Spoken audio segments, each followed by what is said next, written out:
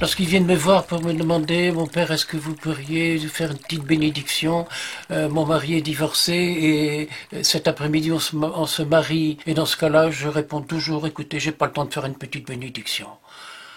Par ailleurs, si vous vouliez qu'on fasse une belle célébration du pardon, de l'amour, de la tendresse humaine. On ne va pas employer les mots qui est marqué dans le rituel du mariage. On ira beaucoup plus profond, on ira beaucoup plus en profondeur. Il y en a 80% qui ne sont pas dans des situations normales.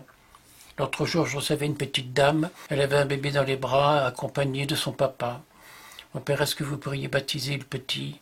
J'ai dit oui, mais vous êtes sur quelle paroisse? Vous êtes dans quelle ville? Vous habitez où? Ben, on n'a pas de domicile. Et le papa du bébé, il vous accompagne pas? Il n'y a pas de papa.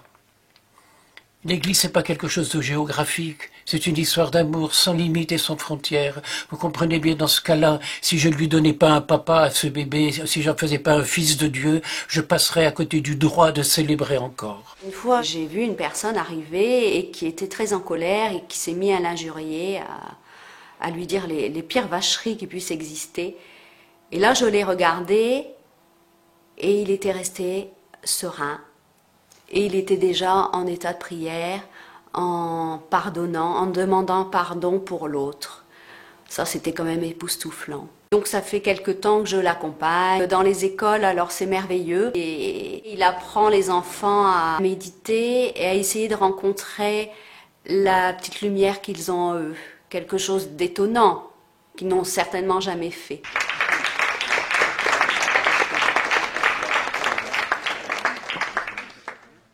L'avantage d'avoir des insomnies, c'est qu'on ne dort pas la nuit et qu'on a des heures de liberté. Et si on mettait l'amour en liberté, toute ma vie je l'ai fait en sculptant, en modelant, en créant des objets, jusqu'au jour où je me suis mis, à cause de la présence d'une petite jeune fille qui était mourante chez moi, à écrire des histoires, à lui lire le matin à l'heure du petit déjeuner. Et je me suis mis en liberté à travers notamment Le petit moine qui ne dormait pas la nuit, où je peux parler au bon Dieu tel que je n'ai envie. Il n'y a plus d'horaire, il n'y a plus de règlement, il n'y a plus d'exigence, il n'y a plus que la bonté et l'envie d'être dans la bienveillance. Est-ce que vous croyez que vous êtes en train de patiner des pièces, et puis les vernir, et puis les nettoyer? Ben vous faites erreur.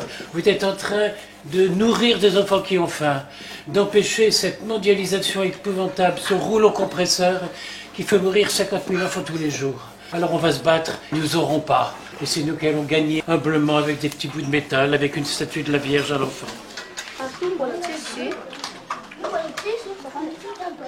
Quand on pense qu'en France, plus de 1000 tonnes de pain sont jetées à la poubelle, on met du produit dessus pour qu'il soit irrécupérable. C'est un système dans lequel on est emprisonné. Je veux tous les soirs, quand je me couche, avoir le droit de rêver à tous ces enfants qui auront à manger, à toutes ces mamans dont l'enfant ne sera pas mort ce soir. Un jour, j'étais devant la table où les poteries étaient sorties du four et il me vient à l'esprit cette phrase où Jésus multiplie les pains. Et moi, je me suis dit, pour nourrir les enfants qui n'ont pas de pain, je vais multiplier les pots. Et si dans ma vie, j'ai tourné 300 000 pots, c'est parce qu'il y a 300 000 personnes qui sont venues me les acheter, les pots. Et c'est ça mon grand rêve, un besoin maintenant. Je ne pourrai plus vivre autrement. Et quand on me dit, est-ce que vous pourriez vous passer de créer? Je réponds, je ne pourrai plus jamais me passer d'aimer. Je ne prie jamais mieux que lorsque mes mains sont au travail. D'ailleurs, la devise des moines bénédictins, c'est ora et labora, prie et travail. L'argile a absolument besoin d'être malaxée. Et nous, est-ce qu'on accepte d'être malaxé par la vie? C'est une condition absolue pour pouvoir grandir.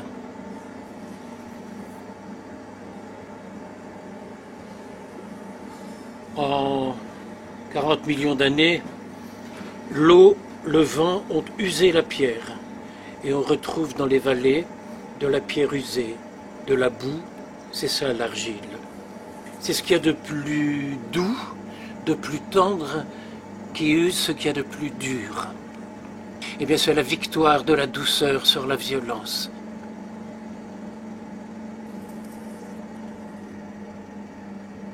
L'eau, la terre et le feu, ce sont des ennemis inconditionnels. Et voilà que le petit en fait une histoire d'amour.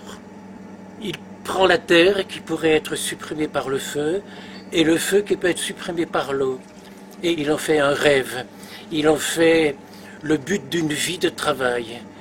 Et pour moi, toutes les poteries que j'ai pu faire et vendre servent à nourrir des enfants. Un moteur de petit pour faire du beau, pour faire du vrai, je me sens entièrement libre. C'est cette liberté en fait qu'on doit offrir aux gens pour qu'ils se sentent pris par cet amour de Dieu, par cette tendresse, par ce pardon universel, en regardant les gens, en rentrant en eux, en les faisant sourire, comme le petit travail l'argile qui se laisse faire. C'est un de mes rêves, le rêve d'un monde nouveau.